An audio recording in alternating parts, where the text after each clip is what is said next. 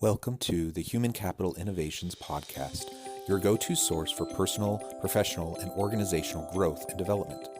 We hope you tune in often for all things people management, organizational development and change, organizational leadership, and social impact related.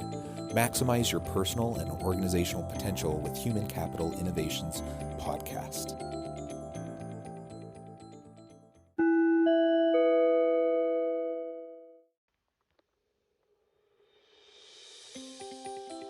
Welcome to the Human Capital Innovations Podcast. In this HCI podcast episode, I talk with Robert Clinken about the game-changing decisions that allow you to scale up your company.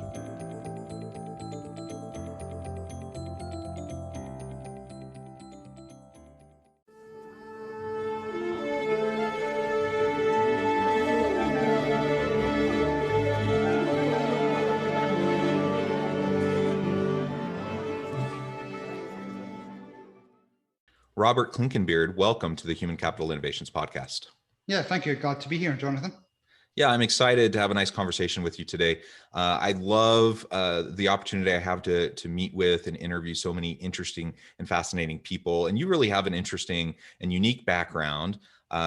Originally from Scotland, you've been in the States now for over 20 years, and you have a lot of experience. And I'll share a little bit of that with the listeners in a moment when I share your bio, but you'll be able to elaborate on that as well. And today we're going to be focusing on the game-changing decisions that allow you to scale up your company. We'll also tap into a little bit of the describing the characteristics, the attitudes, the mindsets that are important as we try to break through the challenges that we face as we go through the day-to-day work within an organization, particularly within scaling, the scaling phase, but also just generally.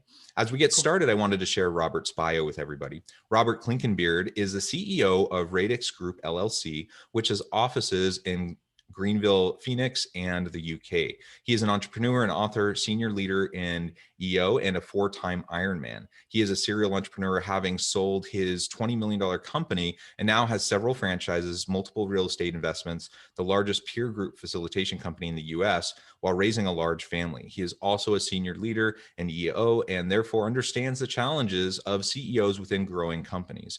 Robert can help us with getting a higher business valuation, reinvigoration, passion for our businesses, extra time with family and friends, growth of key employees, and ultimately a company culture that will help us to adopt the vision as if it were our own. Thank you, Robert. It is a real pleasure to have you joining me today. Anything else you would like to share with listeners by way of background or personal context before we launch into the conversation?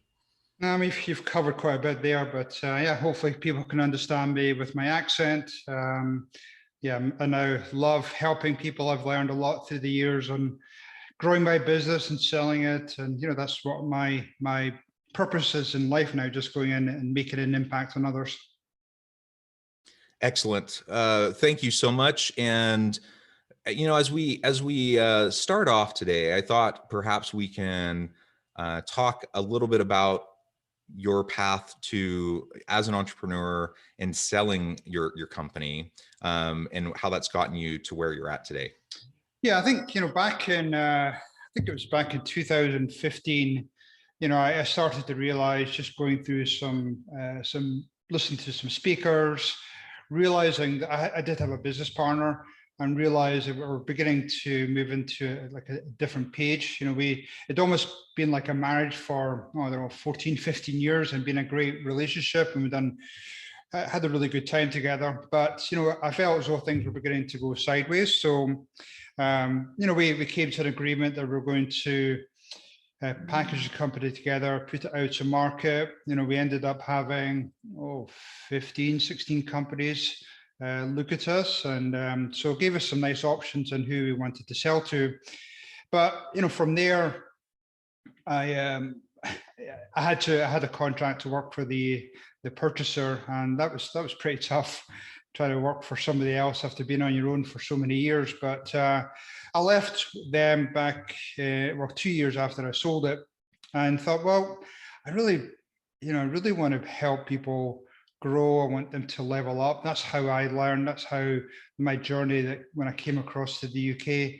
So what's the best way for me to do that? So that's why I decided to become a business coach. And yeah, I love going into companies now and being able to help them and just watch them scale up their company. So yeah, it's something I'm really passionate about. Yeah, that's awesome.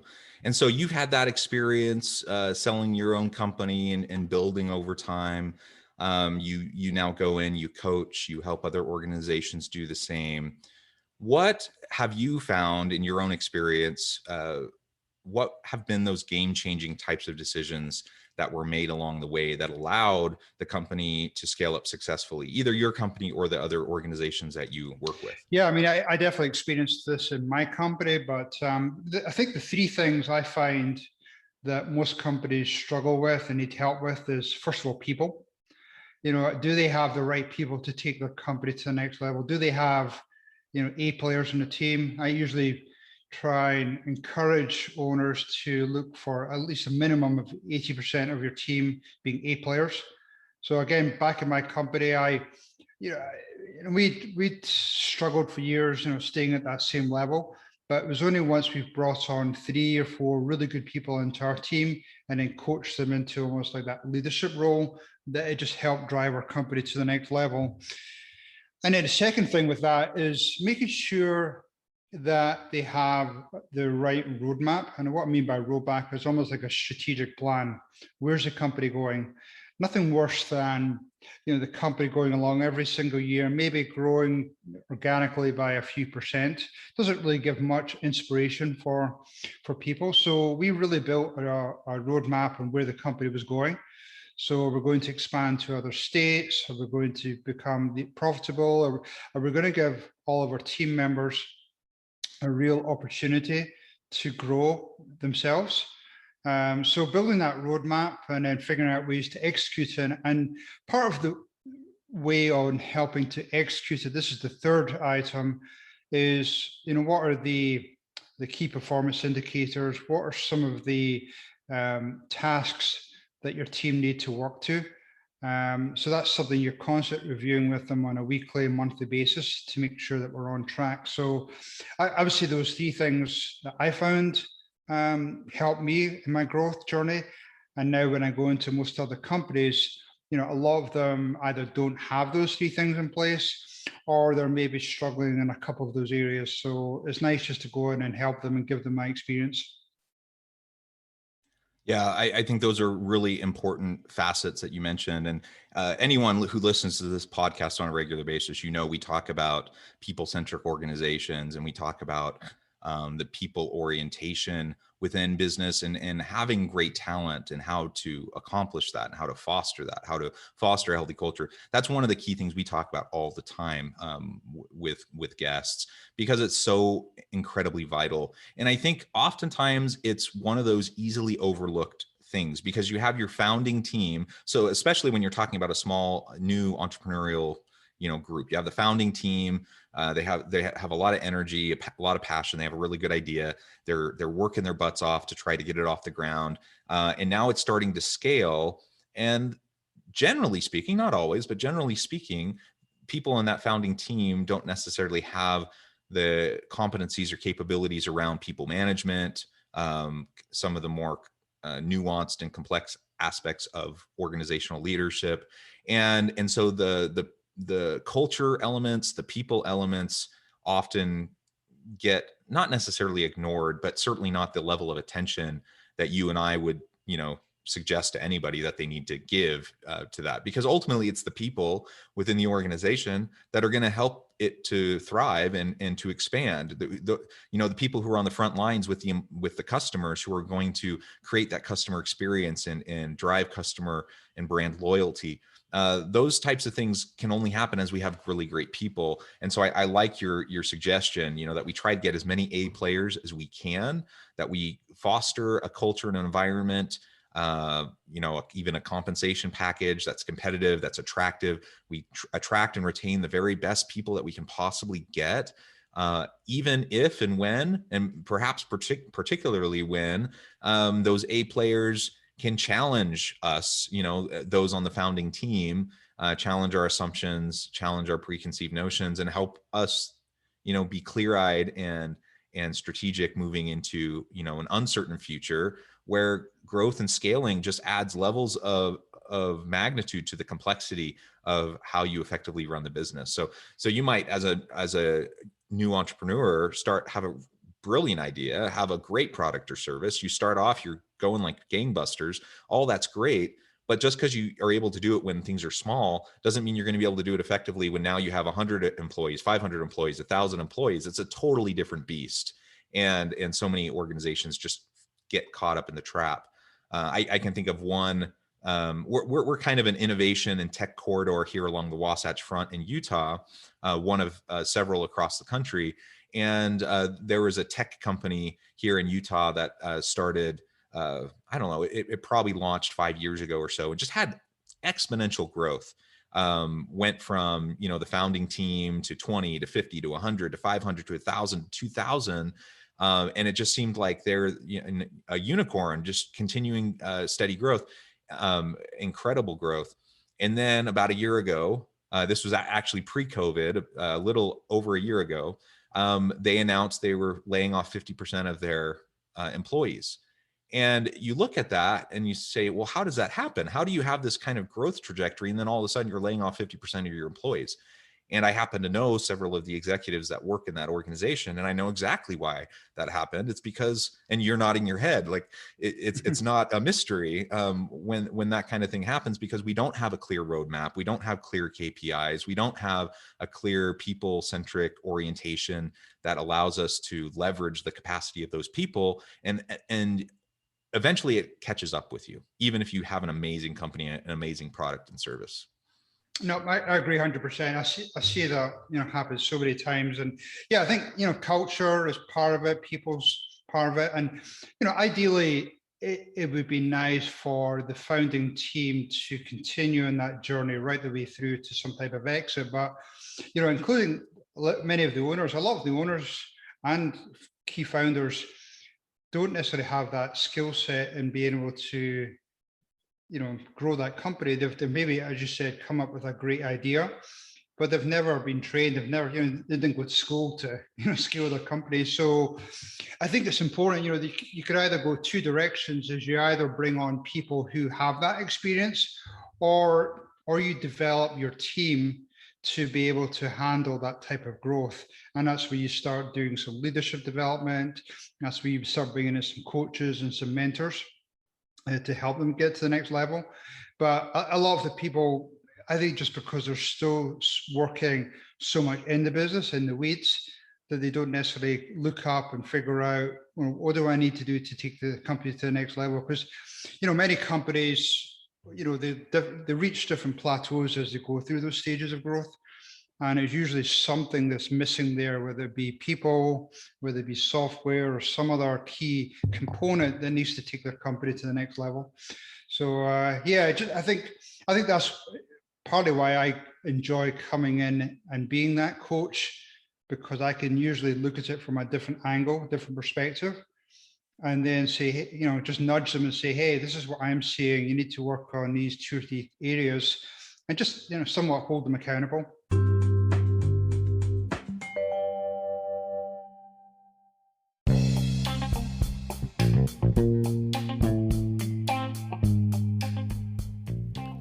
I'm excited to announce the publication of my new book from HCI Press, The Alchemy of Truly Remarkable Leadership: Ordinary, Everyday Actions that Produce Extraordinary Results. Consider how the nature of work has shifted over the past 50 years. With increased globalization, rapid technological advancement, and the shift in economic composition, the average job of today looks very different than the average job of 50 years ago. What will the jobs and organizations of tomorrow look like? Moreover, what does this all mean for organizational leaders? What are the core competencies and capabilities of organizations and their leadership that are prepared for continued disruption and geopolitical and socioeconomic shifts? Regardless of what the future holds, increasingly, leaders need to be socially minded, data-driven, decisive, champions of talent, and disruptors of the traditional notions of leadership, teams, organizations, and work. The Alchemy of Truly Remarkable Leadership, will help you to explore your own leadership competencies and capabilities and consider ways to apply and implement them into your workplace and personal life.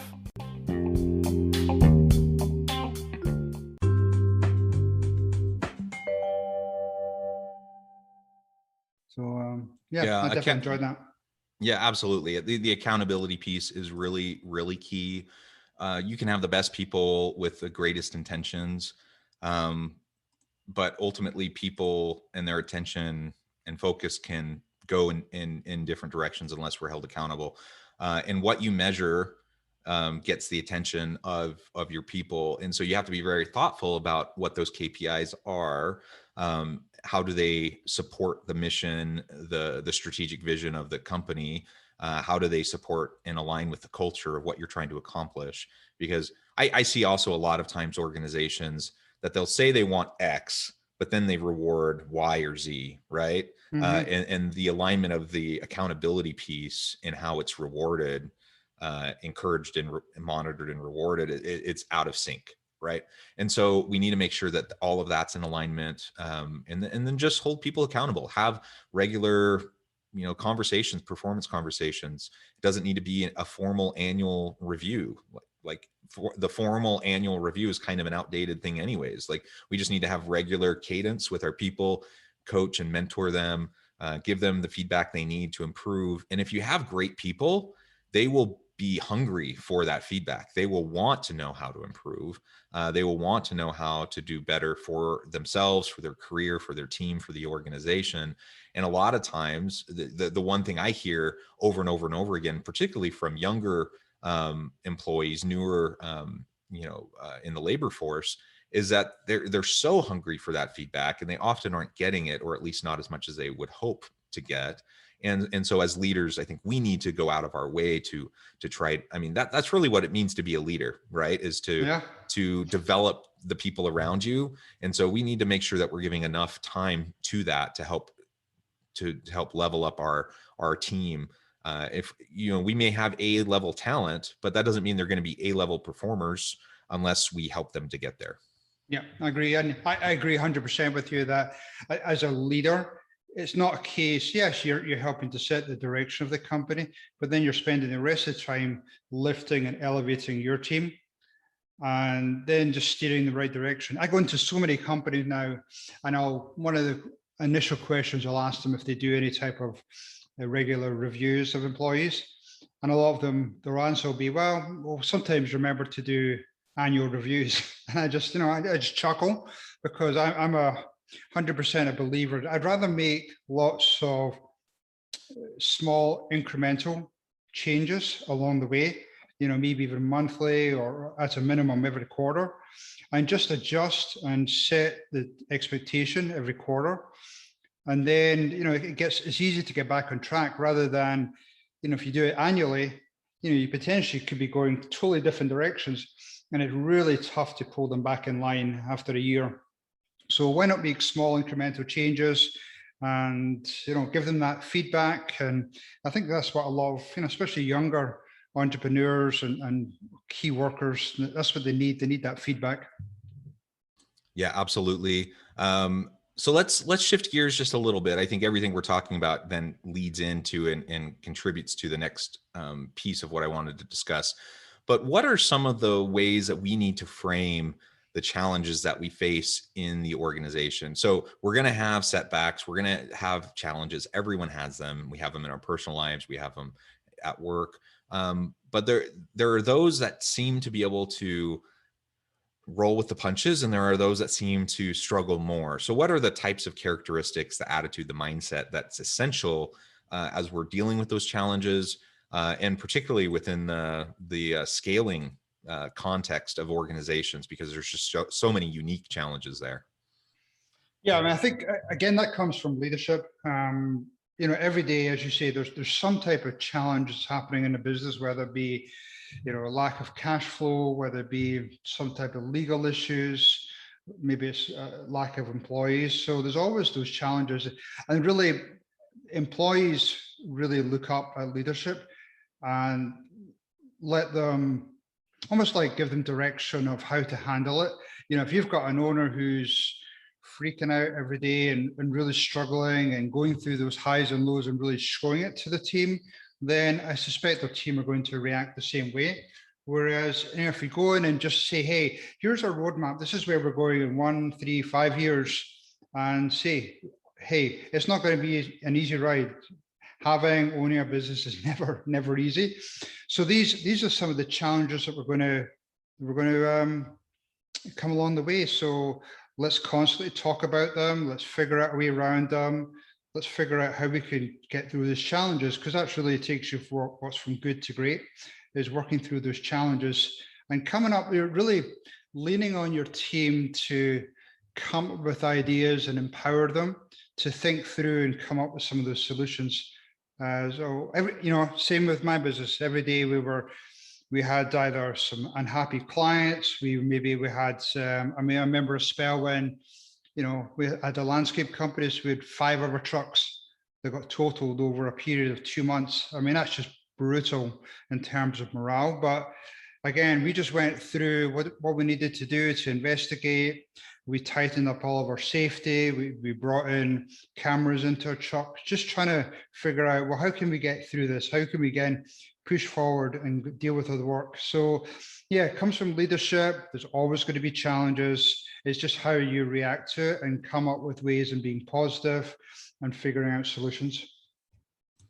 Yeah, having a solutions orientation, I think, is a really key thing.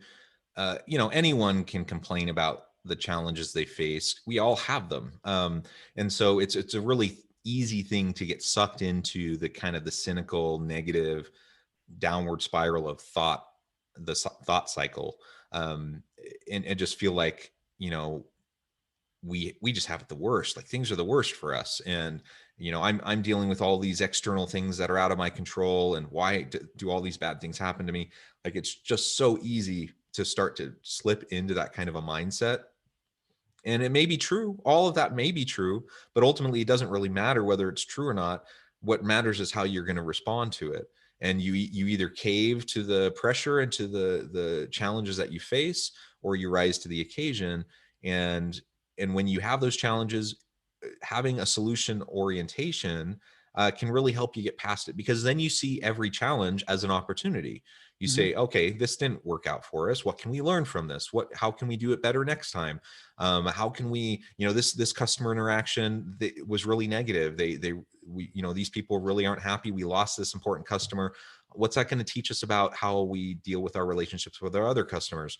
And you just change everything into a learning opportunity. You shift the mindset towards a growth opportunity, and you always approach the challenges you face with a mind towards solutions, so that we're not just complaining. That doesn't mean we need to put our head in the sand and pretend like everything's fine, but we acknowledge where the shortcomings are. We acknowledge where the challenges are, and then we brainstorm ideas like, how can we approach this? And that actually becomes a really empowering, fulfilling thing for people to feel like they have. I think especially for line level employees, if you as the manager go to them and say, hey, we're dealing with this problem, this challenge, what would you do to fix this? And like listen to them and hear what they have to say. You may not end up implementing everything that they say, but the fact that you're asking them, kind of the low on the hierarchy line level employees, what they think, it's an empowering thing, and it trains them to be solution minded rather than just complaining when things go wrong. And as a leader, we lead by example. And so our solution minded orientation can then trickle down to other people, so that people aren't just coming to us with problems all the time, but they're coming to us with a challenge that they're facing with a possible solution. Yeah, I agree 100%. And I think, when you talk about line workers, I mean, they're the ones who are the hard workers. They're the ones that are doing those jobs every single day. So a lot of them maybe have ideas on how to overcome problems, come up with solutions, or maybe become more efficient. But many of them don't have the opportunity for a voice, seat at the table. So when you give them that opportunity, a lot of them just really love that opportunity, and you could figure out who are those diamonds in the rough in terms of who are the people that potentially could be future leaders in your company if they're coming to you with ideas. So yeah, we would encourage that all the time. And when I again was growing my business, I made the mistake on probably after a handful of years in business. I love being that go-to. Everybody's coming to me as I'm this solution provider, and I said, well, I'm not getting anything done, so why not change it so that when they come into my room, I'll flip it around and say, hey, what would you do in that scenario? What would your solution be? So slowly people started to get that, and they went on to be great leaders in the company. Yeah, that's awesome. Well, Robert, I've really enjoyed this conversation. We could go on and on and on these topics because there's so much to explore. But I do recognize we're getting close to the end of our time together today. I want to make sure I give you a chance to share with listeners how they can get connected with you, find out more about your work, your organization, and then give us the final word on the topic for today. Yeah, no problem. People can get hold of me through the website, the Radix Group, LLC.com. So it's RADIX. You can get hold of me through my LinkedIn profile, Robert Clinkenbeard. I have got a book. I've got a great book around roadmaps and mindset. It's called the Ironman Mindset for Entrepreneurs. So people can get that through Amazon and through my website. But I think that there's a real opportunity here for business to take their company to the next level. Just allow people around you, look for mentors, look for coaches, look for other business people, because there's so many people out there who are willing to share their experiences. It's just a case of, remember, you're not on an island. Most other companies are going through similar challenges. It's just a case of who are the people around me in my network that can help me. So yeah. Perfect. Well, Robert, thank you so much. It has been a real pleasure. I encourage listeners to reach out, get connected with Robert, find out more about what he and his company can do for you. Check out his podcast, check out the book. So many great resources. And as always, I hope everyone can stay healthy and safe, that you can find meaning and purpose at work each and every day.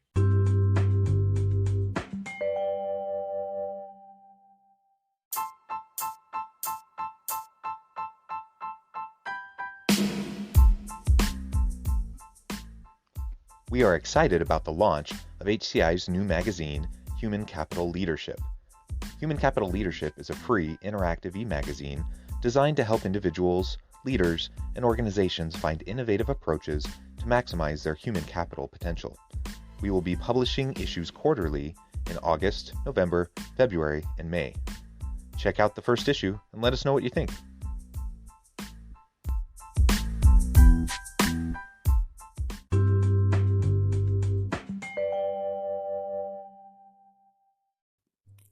Thanks again for joining us for this episode of the Human Capital Innovations Podcast. I hope you stay healthy and safe and that you have a great week.